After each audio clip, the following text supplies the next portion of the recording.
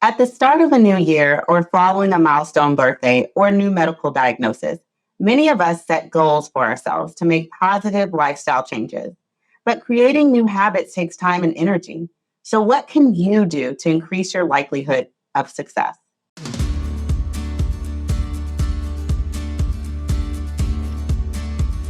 Welcome to the Healthier You podcast. I'm Dr. Ashlee Williams, and today I'm talking with Dr. Michele Arthurs, a primary care physician and leader in the lifestyle medicine program at Kaiser Permanente, about techniques and tactics you can use to set goals and make healthy, sustainable changes. Welcome, Dr. Arthurs. Thank you so much for joining me today. It's my pleasure. Thanks for having me, Dr. Williams. Okay, so let's get started. Why are resolutions important for making healthy changes? It's a great question. It's a great place for us to start. Resolutions are a commitment to change, and it's a wonderful way to sort of refresh, recommit to ourselves, and recommit to other people that are important in our lives at the start of any year. They can help us get on track. They can help us stay on track. And when we think about the time frame for making changes and resolutions to help keep them stick, studies do show that in about 21 days of maintaining a change in our life, whether it be a dietary change, an activity or exercise change, a mental health commitment, if we can stick with it for those three weeks, those 21 days, we have a much better chance of success and sustainability with the change that we have started for ourselves. Why is it important to understand your motivation for your goal or resolution? Absolutely. So the why is super important. It's the internal motivator for us. It's what keeps us going. It's what helps keeps us motivated, helps keep us centered, and helps us keep our eyes on the prize. That's for what's in front of us. That's our motivation. So it might be even for our kids. It might be for a family member. I want to be healthier so that I can hang out more with my grandchildren. And it helps us think seriously about what we're doing and why we're doing it. For example, are we going to try to eat healthier to lower that cholesterol and therefore decrease our risk for a cardiovascular event like a heart attack or stroke? Do we want to be able to do a 5K with our family? And that may take time for us to get conditioned and in shape to be able to do it. And if you understand your why, and the why is your true north, it's going to help you be successful and stay successful. Yeah. It sounds like if I'm going to run a 5K with my family, I need to have some goals for my entire family. Like I need to motivate everyone, right? I think that would be a good thing to consider. The more the merrier. And yeah, when families make change together, we all get the benefit within that nuclear group. And it can become a tradition. So what are your thoughts on having 5, 10 goals at one time? Oh yeah, good question. This is often something that comes up with patients when we're talking about change. It's really about knowing what you are able to hold on to, what you are able to sustain. And for some of us, it's going to be one change at a time. And that's perfectly great. So if that's your personality, I can handle one change at a time. Then you focus on that one change, you attain it, and then you can move on to the next goal when you feel that you've been well grounded and been able to hold on to what your commitment to yourself has been. There are people, and gotta love them, who are able to make more than one change at a time. And that's fantastic. If you were able to do that, go for it. And I would really encourage you to make sure that these goals, if there's multiple of them, that they're reachable. They're reachable, and you set yourself out even little minor milestones along the way so you can track your progress and you can recognize how far you've come. Yeah, I love saying that we need to make a goal that's reachable. I think that helps with the motivation. So what would you say is the best way to set goals? Oh gosh, it's great. So it's really a thought process, and I would encourage everyone to consider about really just sitting down, having some protected time, writing things down in a particular pattern here, which I'm gonna explain.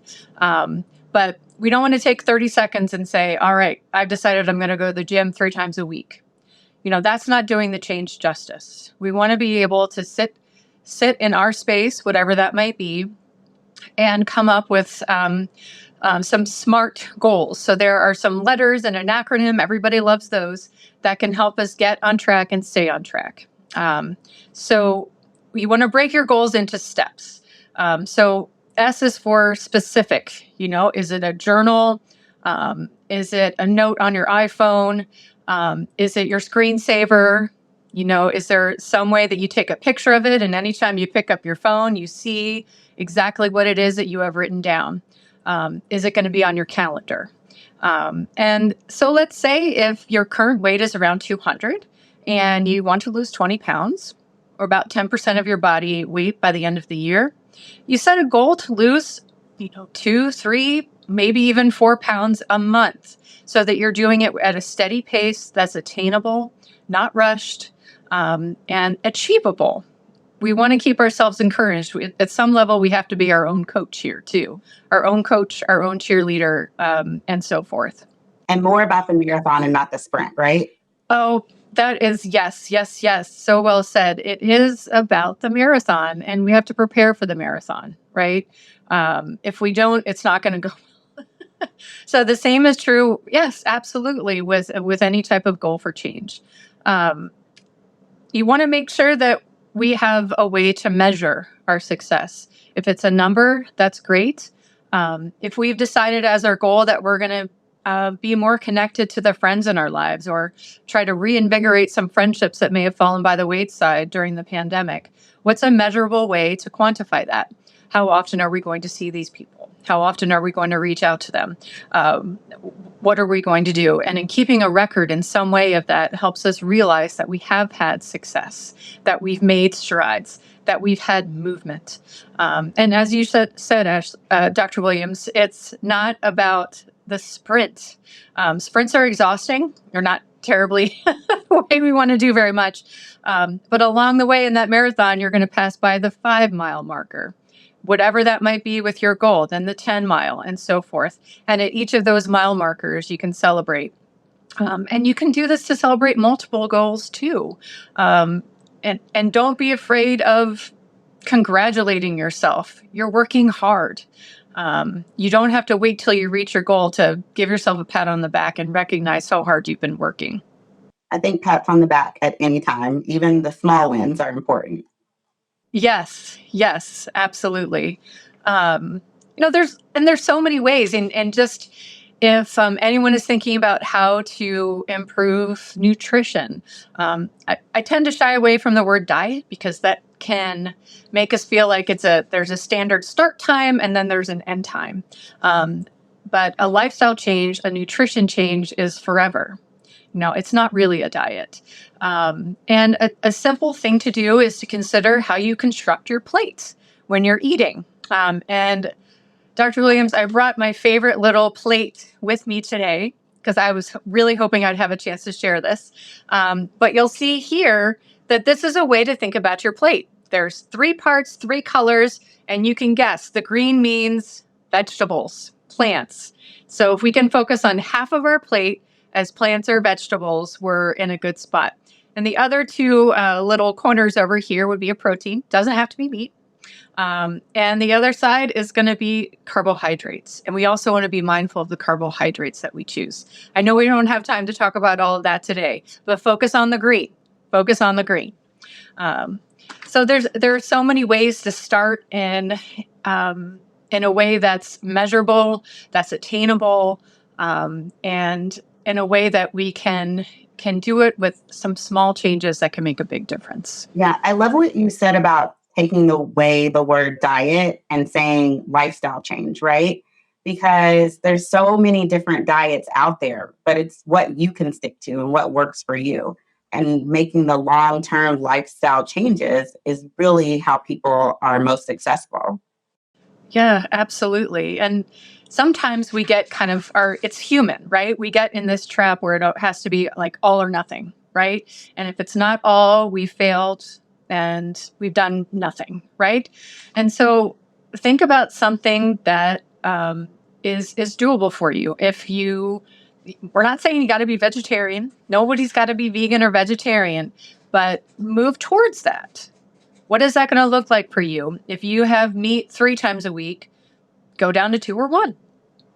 Find a way to decrease the amount of animal products that you eat.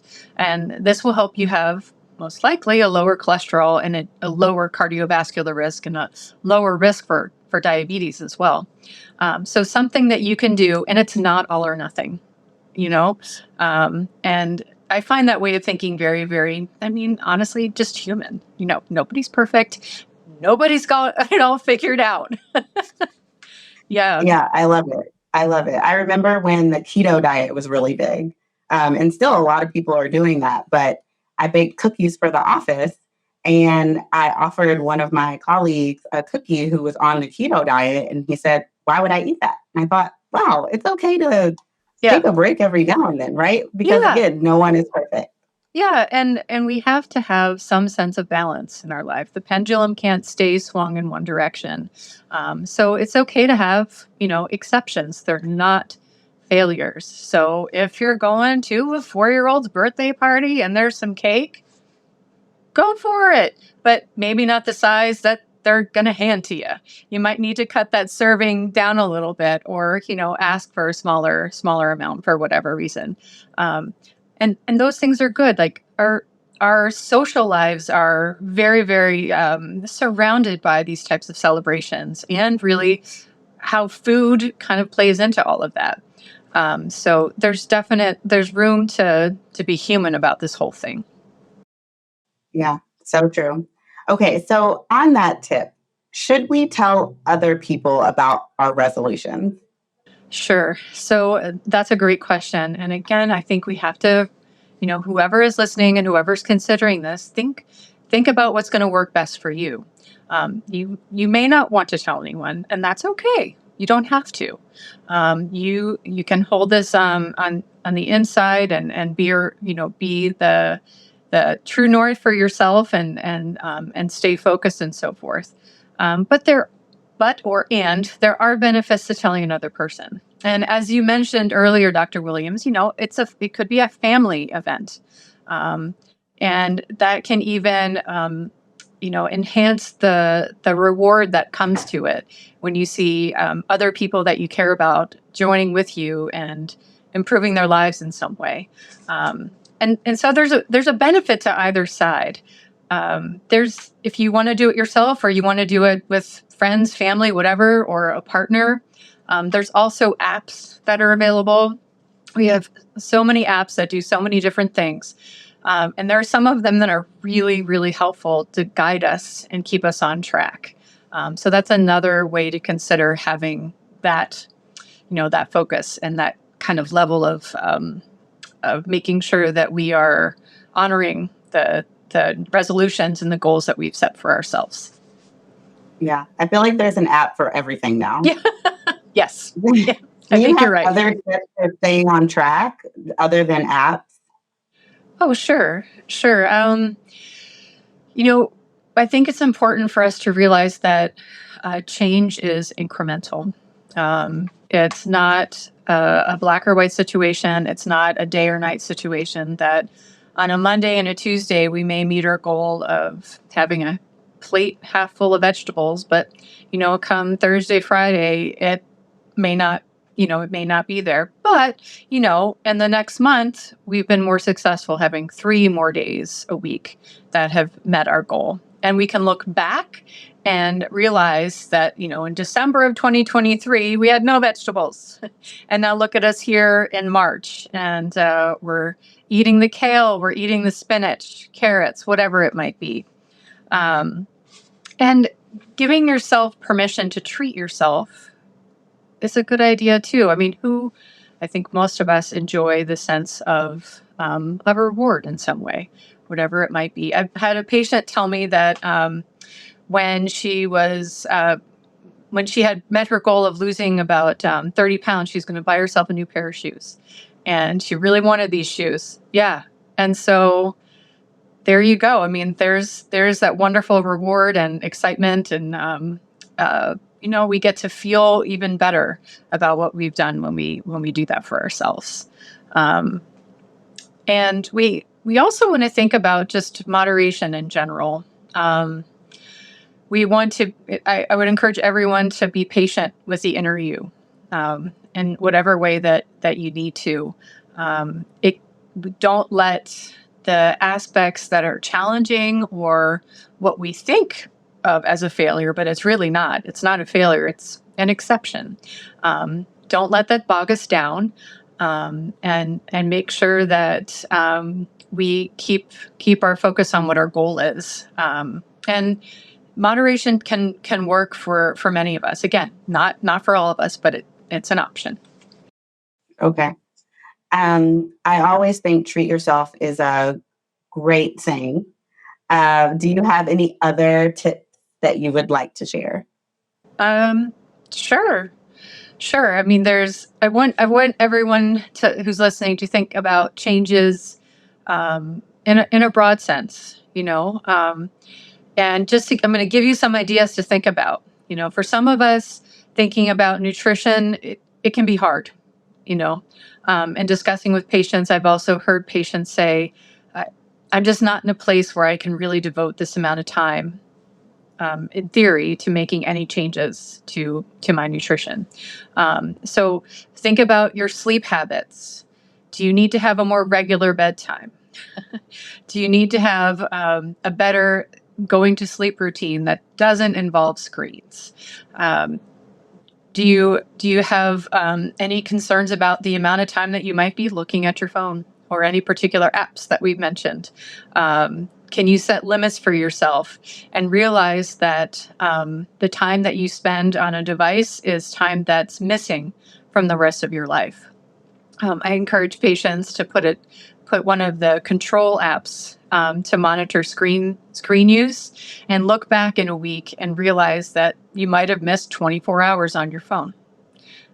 That's a whole day. That's a whole day missed. That's gone. And the same is true for our kids. If we're working together as a family to really explore any area in our life that could benefit from a change. So the most common ones this time of year are exercise, right? And nutrition. It seems like the exercise equipment flies out of the stores this time of year. So there's so many ways for us to consider intervening for ourselves in our lives.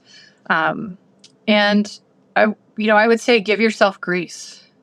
Give yourself the grace to keep going.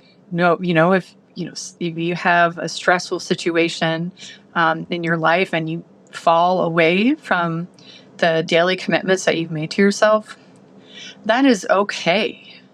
That happens. I can't think of a time in anyone's life where you wouldn't have something like that happen. And giving ourselves grace in that moment can help us, really provide the attention needed to pull ourselves back up and keep going, restart, reinvigorate. So yeah, it's a great time of year because this sort of these sorts of questions. Start. Yes.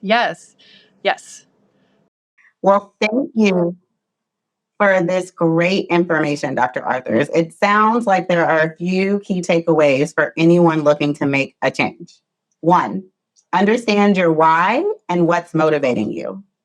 2, the best way to begin is to start with a SMART goal: specific, measurable, achievable, relevant, and time-bound. And 3, find an accountability partner or system that works for you and give yourself grace. For more tips from our doctors and other healthy living advice, visit kp.org/doctor and listen to more episodes of Healthier You wherever you get your podcasts. If you enjoyed this episode, be sure to share it with others who may find it helpful. Thank you from all of us at Kaiser Permanente. Be well.